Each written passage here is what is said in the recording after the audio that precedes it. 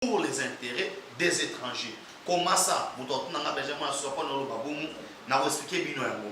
D'abord, en 1994, génocide et salami na Rwanda. Mais en 1992, attaque moko illégal. Oyo Kagame balinga baboto la pouvoir. Osiko tolobi na Congo ya Paul Kagame et président Oazalaki à l'époque à Biarimana, à Telema, pe à Bunda, à Senga Sekou, Yazaïe à l'époque. Comme les Américains,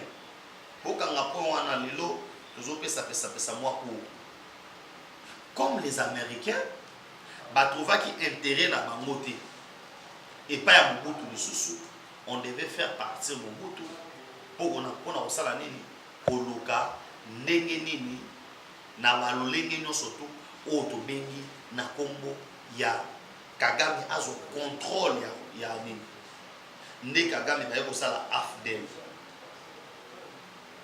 Alliance des forces démocratiques pour la libération du Congo. Et ces mouvements rebelles étaient composés que des étrangers. Ces mouvements rebelles étaient composés kaka na bato basaba congolais. Bamoni que non pour tout ça là surtout tout ça là et c'est rapide na biso tout ça là effort tout ça ba congolais né na kati wana bazui ba tulokola ba musée Laurent Désiré Kabila ba sangisi bato wana pour autobengi AFDEL et fonctionner nzokande na kati ba accord ba signaki yango zomona R nyonso tout tozo lukato telemela M23 les M23 bazoko ya kali loko moko les accords mais ngana tangi ba communauté na kati ya Congo na tangi 145 territoires na tikali komona territoire moko te oza babanya murengi. Sud Kivu, un déserteur des FARDC mène des recrutements forcés des civils à Bunya Moulenga pour renforcer les Tsunganona. Rapport autour du Massiko. Yango somona, quand nous parlons nation, Bango Bazo Zonga na Oto Bengi, Lilo Bazara Aboke Pana Bango, Bazo Senga na Biso, to vivre en paix na communauté Banyamurengi. Mais biso na Congo, biso tozana batuti te. Il n'y a pas un tribu na Congo où il y a batuti existe en République démocratique du Congo. Et que ces gens-là sont des Rwandais. Et je ne pense pas, s'il y a des Congolais qui sont en France, tout en Belgique, ils vont imposer en France, tout en Belgique, tout aux États-Unis, la manière où ils sont les pays où ils sont. Mais les M23 sont des Rwandais. Yango somo na bango bazo zonga na accord. Accord ebanda ko prévoir nini? Accord o esamaki na AFDEL ebanda ko prévoir que les sols et les sous-sols congolais appartiendra désormais na alliance. Cela veut dire les sols et les sous-sols congolais et aux associés à bisote et aux alliance. Ce qui faisait quoi? Pendant tous les règnes à Kabila, les Congos ne pouvaient pas s'élever comme Rwanda pour ça la déclaration contre Rwanda parce que en soi, Oyo Bachaki na Congo a dirigé Congo. Il était comme un gouverneur et c'était lui qui devait exécuter. Et la communauté internationale, la France, la Belgique et tout consort, il fallait bien qu'on ait mis en place la MONUSCO. MONUSCO ne fallait permettre bango ba dégager ba minerai na bango ba matière première ndenge baliki. Pour se comprendre ndenge baliki. C'était ça la réalité. Si koyo pour na bato ba olanda ngai. Tant le régime est changé. Comme la guerre à l'est des guerre moko otobengi ya monstre à plusieurs têtes. Il a fallu maintenant, Nangam Nabiso Congolais, to luka, to salani, to changer le lingue Nabiso. Dans ce Nabino, vous s'abonnez massivement et vous partagez l'émission, vous l'avez Nabiso partout. Dans mon commentaire, pour maman, vous l'avez Nabiso partout. You know, partagez l'émission, Téloba, mais j'aime mon asuga. Azolek en direct, partagez un mot pour et ça la biso malam non c'est bino pour partager ma lien. Na bande koloba nesikoyo mon kontambo katangwa zui pouvoir il a fallu to banda na point il y a départ. Mose Laurent de Kabila commet des erreurs na vie na ye. Ya liboso. Il nomme James Kabarebe comme étant chef d'état-major général. L'armée congolaise ouvre les portes au Rwanda pour l'infiltration. Dédé, James Kabarebe, Dédé a été nommé Bizi Makara, ministre des Affaires étrangères. La République démocratique du Congo a un deuxième problème. Un, sur le plan diplomatique. Deux, sur le plan sécuritaire. Sur le plan sécuritaire, l'armée rwandaise a dit qu'au côté de la République démocratique du Congo. Dans le Sabino Rwanda, il y a une capacité. Et là, pour rendre une capacité, ils allaient infiltration pendant 18 ans. Rwanda a makasté pour le marché de la liberté tout le monde. Ils ont fruit à nous. Ils ont fruit à bravo. Il y a des Congolais. Basala biso en 1998 awa tozangi mai solo, tozangi mwinda solo. Je pense que toi à l'époque wana ba se rappeler époque monde de Gezalaka, bakata biso courant parce que Rwanda a récupéré qui tant Muzabi ngani ba Rwandais boyena boye ba récupérer ba Congo, ba kangi courant. Mais tozana bino na mboko.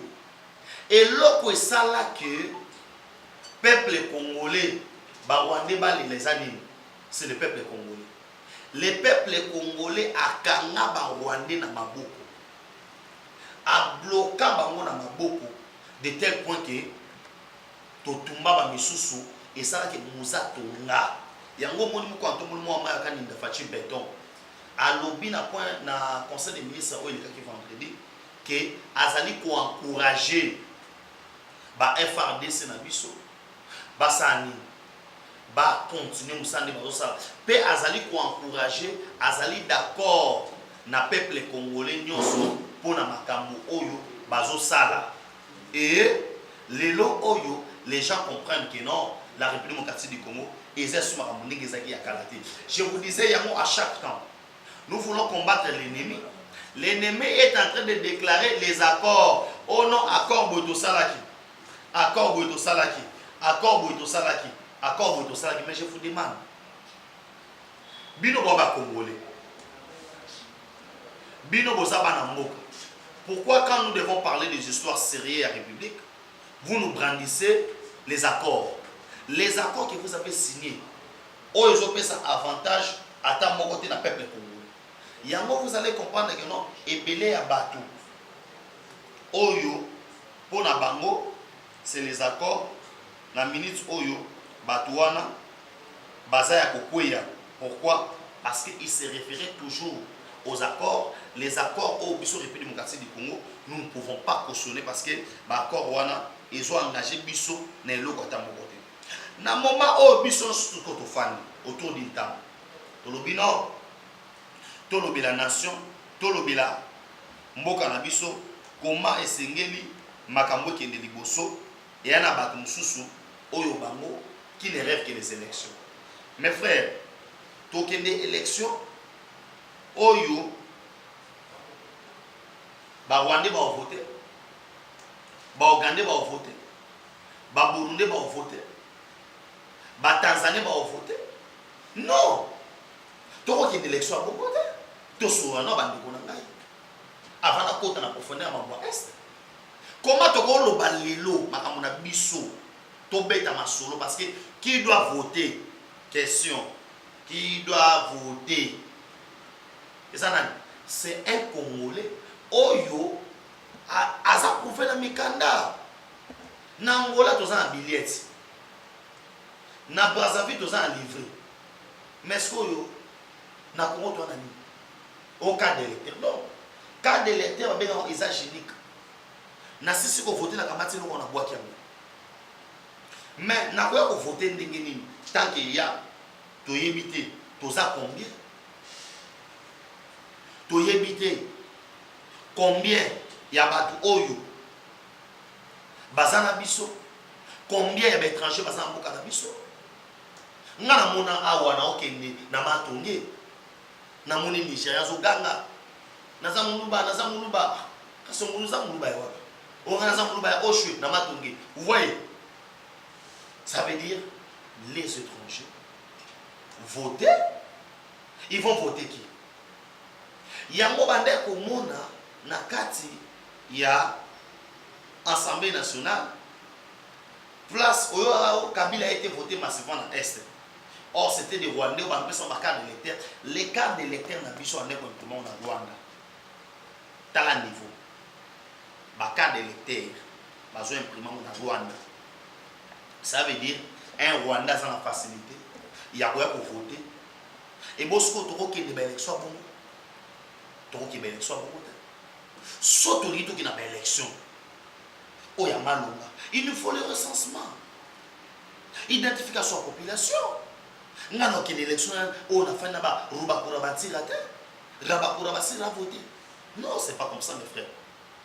Et c'est autour de toute cette histoire-là. Maintenant, nous devons franchir maintenant la place au Congo, la carte d'identité. Et pour notre carte d'identité, ne peut avoir cette carte seulement parmi 145 territoires. Ça veut dire qu'il faut na carte il faut na 145 territoires. Si tu n'es pas dans les 145 territoires, on peut se prévaloir au voter dans le Congolais et pas dans le Wapi. Papa na bino za nani. C'est comme ça que Mboke développe. C'est comme ça que Mboke est dans le Bosso. Les gens ne comprenaient pas. Aujourd'hui, face à la guerre, il y a Est et la Kisibiso, Makamongo et Sandini. Bon, c'est une déclaration à Moïse Katumbi. Boyo Kabino Moko. Nana Oroba militaire. Omba Opema. Ota la Bino Moko qui est un Congolais. À Kogolo Makambo. Olanda Bino Moko. Agression rwandaise. Moïse Katumbi pète les plombs. Les charmants de l'ensemble pour le changement de la République en chambre pour les étrangers, Moïse Katumbi Tchapou a étonné la galerie de par sa réaction en rapport avec l'agression à Réunion Matiki du Congo.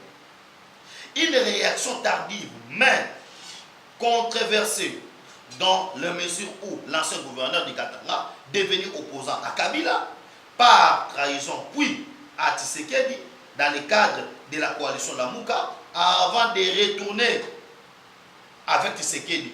Aujourd'hui, on ne sait pas déterminer Katumbi. Il est dans l'opposition. Il est au pouvoir. Parce que tu ne peux pas être dans les affaires et en train de critiquer. Or, si tu es dans les affaires, il faut obéir ça. Oh, yotobeni makasi na yo buenabu.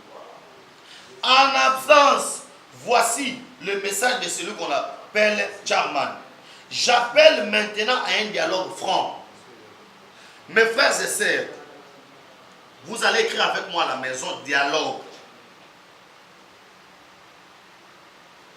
Katumbi parle d'un dialogue franc.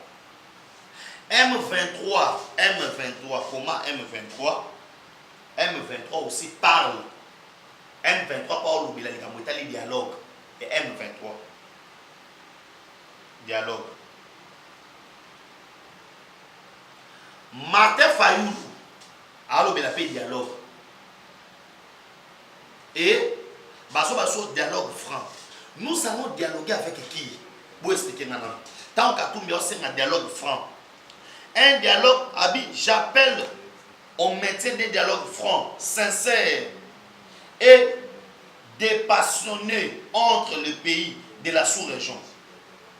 Il est urgent que les accusations réciproques ne cèdent pas. Ce qui n'a qu'à communiquer, n'a qu'à message à Katumbi, okomona place oyo azali kobenga Rwanda pays agresseur te. Siko tovanda ndeko na ngai. Tobanda siko ko analyser. Gisolo tete fu mo Italie. Na bandisiko makambo. Parce que na moni siko ke faut penana na banda makambo. Gisolo tete fu mo Italie. Na banda ko expliquer bato. Kato nous parle d'un dialogue. Or, parmi ba N ON Yafachi, c'est l'intégration. Il y a M23 nakati il y a armée congolaise. Tokondi malisute tokamata ba rebelle ba terroriste o bazali ba rwandais biso tokotsa bango na Congo wana erreur wana to sala ka mo lisusu. Or, quand vous nous appelez à dialoguer, nous allons dialoguer avec qui? On peut dialoguer entre nous les Congolais. On peut parler entre nos frères. Il y a un moment on dit singa ya famille et ben nanaka mekatanaka te parce que nous sommes frères liés. C'est pourquoi les gens n'ont pas compris. Babandi kolobana fachi, oh non fachi bi macha mumen, oui, parce qu'on est unis par le sang. Si nous soutenons aujourd'hui Fatih, nous disons quoi? Soutenons Fatih car Fatih c'est notre frère, Fatih c'est notre sang. Et nous le disons pourquoi? Parce que nous nous reconnaissons qu'au travers du sang, où ils allaient couler, dans la veine, il y a Fatih, il y a mon personne à biso. Aujourd'hui, c'est simple comme bonjour. Katumbi appelle à un dialogue. Katumbi nous appelle à un dialogue avec les gens qui nous agressent, avec les terroristes qui sont en train de nous tuer. Le M23 est en train de tuer en République démocratique du Congo. Et on nous appelle à, je ne sais pas, franchise, soyons francs avec les Rwandais, tout ça pourquoi? Bolanda Siko. Quel est en train de parler de Siko? Babi clairement Katumbi, qui n'osera même pas citer le Rwanda, refuse par contre aux Congolais de reformuler les accusations contre les agresseurs. Olé à côté la moka na biso. Sikoyo na bandi kotala na bana koluka siko na che micro bana de mudiamu di mwana mudiamu di famille na luka na yeba eloko nini oyo Katumbi azobanga oyeba boye mwasi ya Katumbi aza rwandaise burundais aza 50-50. Si on dit en français, entre un ami et un frère, le choix est clair. Katumbi ne peut pas choisir Otobengi Congo parce que ceux qui a choisi Otobengi Congo, il aura des problèmes avec sa belle famille. Bozolande, il y a un moyen de la déclaration, il y a Makasi et pas Rwanda et Zalité. Katumbi doit privilégier les dialogues. Mais mes frères et sœurs, ngana ko dialoguer na Rwanda.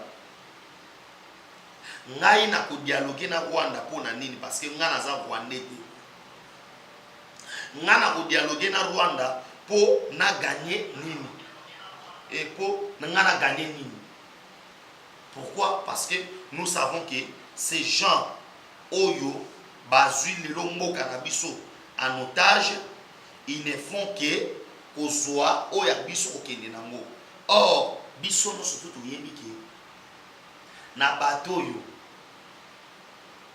ba développer ba salite ba fanda na Rwanda ba komisa Rwanda bandinga d'abord boyeba ke Katumbi abandi makambo ya collaborer na Rwanda lelo te.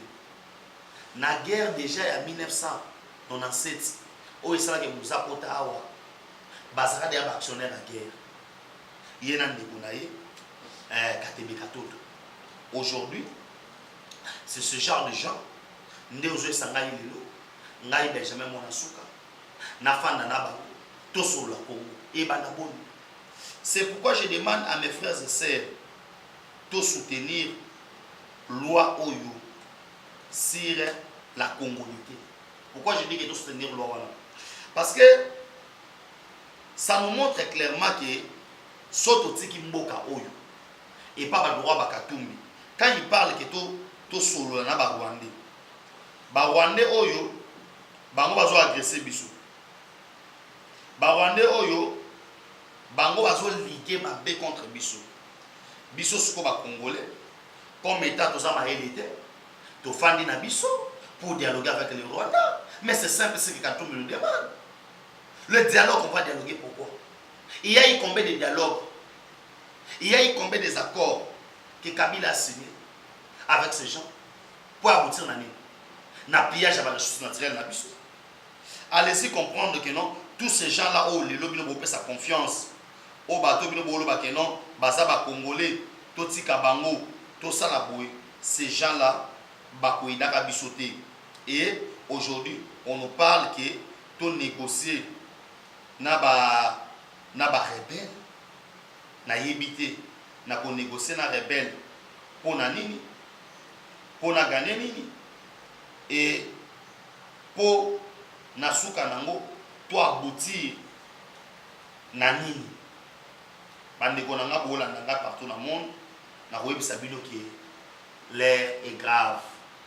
Si nous les Congolais, nous ne prenons pas le dessus, il y a Mambo Kanabiso, on est foutu parce que tous ces étrangers, oh lelo, balinga va se servir dans Mambo Kanabiso, bazalini. Yozo mona, pourquoi batona pourquoi on a loi c'est la congolité? Pourquoi? Parce qu'ils savent que tozali na kati ya mabota na biso, tozala bandeko na biso, loin des histoires, il y a un ethnique, oh, bazolinga, pour comment ça se trouve, boye, bazolinga, kabola biso, parlementaire debout, moussana bango, message à la haine. Si nous avons un canton chef de l'État, chef de l'État, si nous avons un dossier RDC, nanani, na Rwanda, boye bisangai, clairement na babota parce que bozali na ba commentaire ata okangi misu Katumbi a repona pays nini, mais c'est clair Katumbi a repona automatiquement le Rwanda parce que ses enfants, parce que banoko ya bana na ye bon ça va Rwandais. Et aujourd'hui bato ande kondimate, nous avons un message Oyo Rwandais moko asenga biso pardon. A commis na po asenga biso pardon pourquoi? Parce qu'il a compris que na sommet à l'état makambo changé. Pourquoi aujourd'hui ba Rwandais ba commis ko se révolter contre Kagame? Oui quoi? Parce que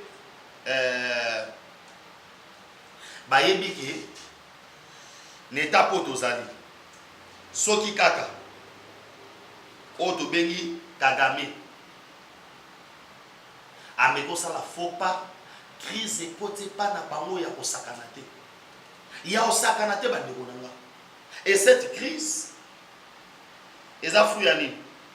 Eza fruit ya mokonza mboka, parce que les Rwanda vivaient de quoi? Rwanda banda ko vivre na ba meto na biso que les Rwanda vivaient, et la communauté internationale a Zaki Nassima. Mais l'image qui est en train de circuler dans les réseaux sociaux, quand on vous a dit que la MONUSCO ne nous aide pas, la MONUSCO, merci beaucoup. Mais ils allaient clairement définir. La MONUSCO est en train de comploter. Naba soda, bandeko, sobo yebite.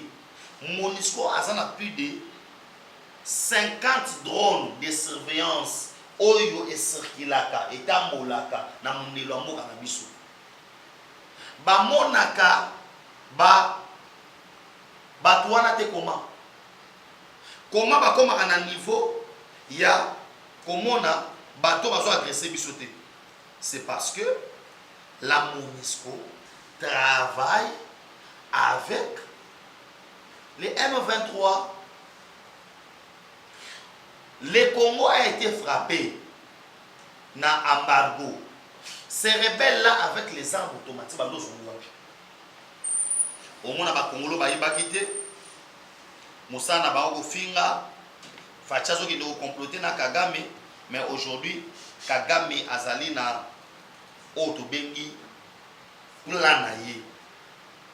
Et ces plans-là, avant la émission oyo na ko détailler plan oyo Kagame azanango contre mboka na biso qui est la République démocratique du Congo.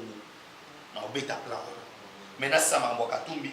Katumbi akoki ko senga na biso te to sala dialogue na M23 pona nini biso nde tozali boye tozali bato ya M23 te o biso nous devons accepter to fanda na bato wana po to sala na bango dialogue ezali inacceptable. On ne va pas dialoguer avec ces gens-là. Il n'y aura pas de dialogue. Et ça n'a pas de loyer à télémi à l'objet que non. Benjamin Mouanasuka, beau dialoguer dans Batouana. On ne va pas dialoguer. Pourquoi? Parce que les Rwanda, Alinga Sarana Bissou. Rwanda, Alinga Monabiso Pamba. Et Balandio Soubouzo dans Nabiso partout dans le monde. Vous allez comprendre que non. Les Rwandais, Bangaba Biso. Ba Congolais, lokola bilanga na bango. Et tango le président Félix a tout ce qui est de Chilombo a télémé à l'obino awa sikoyo ngana bino toke na bino nde baloba balobaka wafwa washala et que Kagame azali parmi ba responsable oyo basala en sorte que ba président wana bakufa et lelo oyo bato ebele o baolanda ngai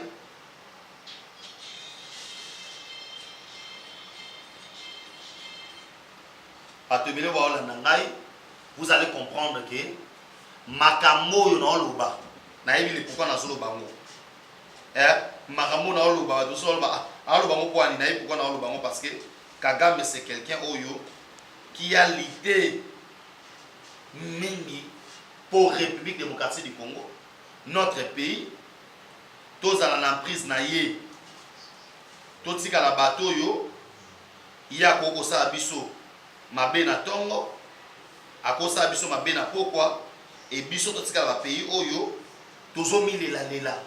Et pour ce faire, Kabila na Batunaï, ils ont tué la diplomatie. Comment on pouvait parler de la République démocratique du Congo, place Congo à Zate? Hein? Tant qu'on a eu pouvoir, bah comprendre que non, Ndege Zali Boye, ce type parce que nous ça sur le plan international, babani ono facha zo waje mingi. Pona nini mutu babanda bandaki pouvoir naïe azo voyager, mais il voyageait pourquoi? Il voyageait pourquoi? N'a que par exemple dans ma réchauffement climatique. Comment Mbongo est à Abisso? Mbongo est à Abisso. Mais c'est l'Afrique ici qui bénéficie. RDC, premier pays producteur du coton. Et comment Rwanda, comment Boui Bisangaï?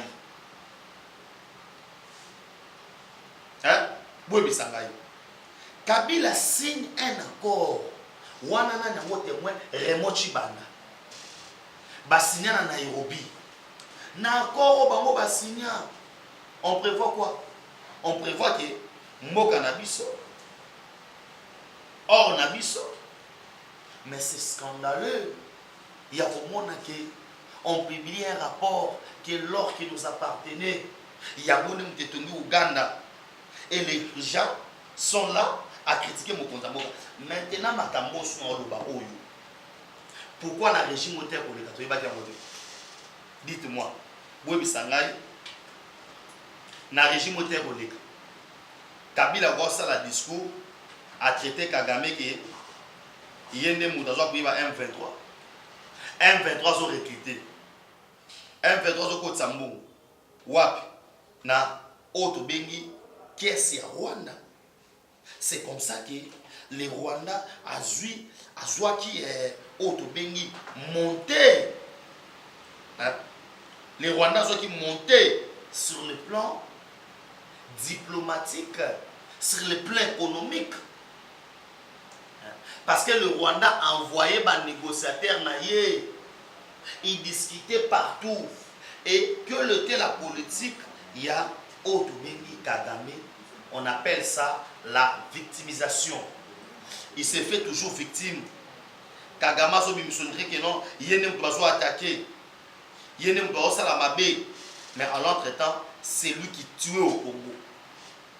À l'entretemps, c'est les Congolais qui pleuraient. Bisso, on dirait que non, c'est Kagame qui est en train de perdre. Or, en réalité, ce n'est pas Kagame qui est en train de perdre. Kagame est en train de gagner. Azo gagné pour Anini. Parce que, ils ont les Congolais moko. Oyo, Bakamata Kagame, Bapesaye, Otobengi, portion, il y a pouvoir dans la République démocratique du Congo. Et c'est Kagame qui commençait à décider. Kagame a décidé sur nous. Kagame a décidé sur la République démocratique du Congo. Et, oui, mais ça n'a pas yo, moto abongo, bokanisa ki non, biso to kokende na lié et to kokende na musika non. Voici diplomatiquement la réponse judiciaire de Félix Tshisekedi, qui déjoue les 3 pièges tendus par Nairobi. D'abord, Catherine Kalona, ministre de l'Europe et des Affaires étrangères, s'est entretenu aujourd'hui avec Christophe Lutundula, vice-ministre des Affaires étrangères, vice-premier ministre, ministre des Affaires étrangères, pardon, de la République démocratique du Congo. Le ministre a réaffirmé l'attachement de la France à la souveraineté et à l'intégrité du territoire de la République démocratique du Congo et de tous les pays de la région. Elle a condamné l'offensive en cours du M23 de la République démocratique du Congo et les actions d'autres groupes armés, dont les ADF, la coopération militaire du Rwanda, parce que le Rwanda a appuyé. Aujourd'hui, maintenant, notre victoire Nabiso, c'est parce que na ministre Oyo, Otobengi Rwanda, na Batunaye, baza frappé pour Anini, la communauté internationale va nous côté de Bango. Ayebisiko ok. Oza, agresseur. C'est le Rwanda qui nous a agressés. C'est le Rwanda qui nous tuait. Mais un petit pays comme étant le Rwanda, il nous tuait comment? Comment les grands Congo pouvaient fléchir devant le Rwanda? Vous savez pourquoi? Parce que au sommet de l'État, il n'y avait pas de Congolais. Il y avait des Rwandais. Il y a un monde à l'élo. Aux senti ma colonel Serge Mavinga, hein? À Betty, numéro 2, il y a 1-23 Kofi. Souloutanima qui m'a porté disparu, grièvement blessé. Pourquoi? Parce que au sommet de l'État, changement moko s'opérer et batamité à Mabekaka. Mais nous constatons un silence radio de par Prélat Nabiso. Otobengi na Congo ya Cardinal Fridolin Ambongo. Bino bozela dialogue. Pour bino bosani. Bozala ba médiateur. Mais nous n'irons pas au dialogue avec les étrangers. La République démocratique du Congo est si azui vocation au Yakolobakeno, na Makamwetali est de la République, on ne va pas négocier. Le ministre a marqué la préoccupation de la France concernant la résurgence des discours haineux visant à la communauté et les diviser. Nous, on n'a pas un problème avec le peuple rwandais. Nous avons un problème avec le système Kagame qui veut tuer des Congolais sous prétexte qu'il va jouer au FDLR. Mais, tout en 1997, le FDLR va continuer à quand? Le FDLR va continuer en 1994.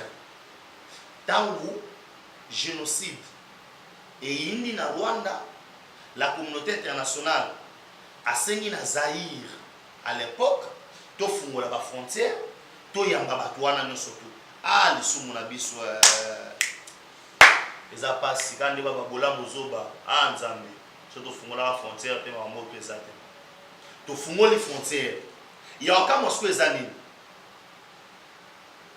na Tanzanie na ba pays mususu ba désarmaka bato wana pa bakota na bamboka na bango ya biso libabe eza nini ya biso libabe eza parce que tokotisa bato wana na minduki na bango na mboka na biso.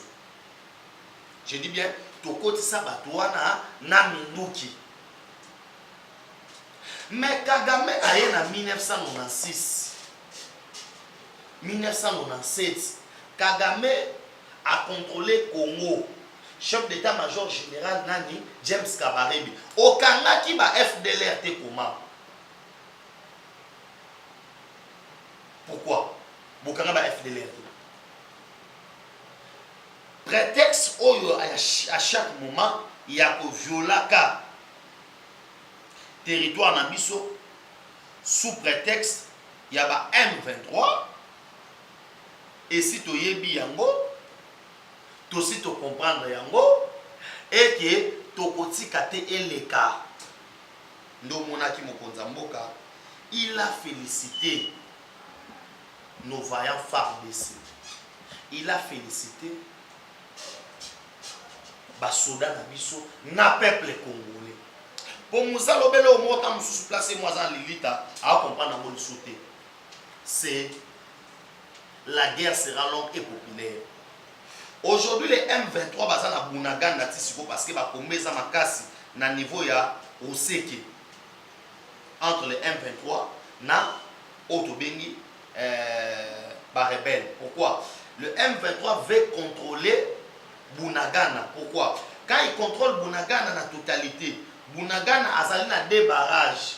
Ba barrage wana mibale ne pesa ka courant na Goma. Bunagana ezali porte ya Goma. Or, ceux qui bazu Goma, ba politicien aîné o baba na koganga a omoni bazu basali. Yango zomona tozo frapper bango. Mais ya okamu ezalini. Quand la République démocratique du Congo, yango na lobake non, on ne peut compter que sur soi-même. Tobunda pona biso moko. Toyebake elikia na biso, makasi na biso et kozala biso moko, pas les autres.